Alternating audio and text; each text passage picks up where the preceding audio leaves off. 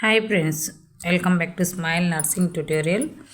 ఈరోజు మనము అప్పుడప్పుడు చాలామందికి నిద్రలో పీడకలలు వస్తూ చాలా ఇబ్బంది పడుతుంటారు. మరి ఈ పీడకలలు ఎందుకు వస్తాయి, రావడానికి కారణం ఏమిటి అనే దాని గురించి ఇప్పుడు తెలుసుకున్నాం. పీడకలలు రావడానికి సరైన కారణం అంటూ ఏమీ ఉండదు. అది చాలామంది సైంటిఫిక్గా కూడా ప్రూవ్ చేయలేకపోయినారు. హైపర్ రౌజల్ కారణంగా ఇది సంభవిస్తుందని భావిస్తున్నారు.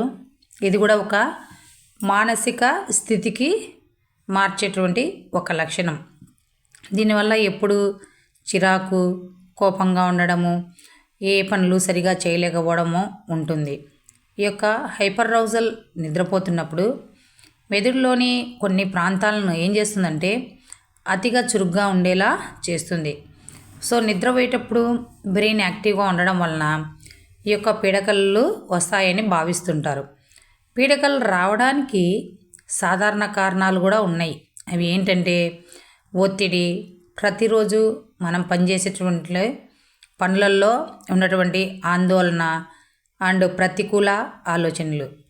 ఇవి ఎక్కువైనప్పుడు మన మనసు ఏమవుతుంది, తీవ్ర ఒత్తిడికి గురై నిద్ర యొక్క నాణ్యతను ప్రభావితం చేస్తుంది. సో దీని వలన మనం నిద్రపోయినప్పుడు మనకు ఈ యొక్క పగులు జరిగినటువంటి స్ట్రెస్ వలన భయపెట్టే కలలు ఎక్కువగా వస్తూ ఉంటాయి.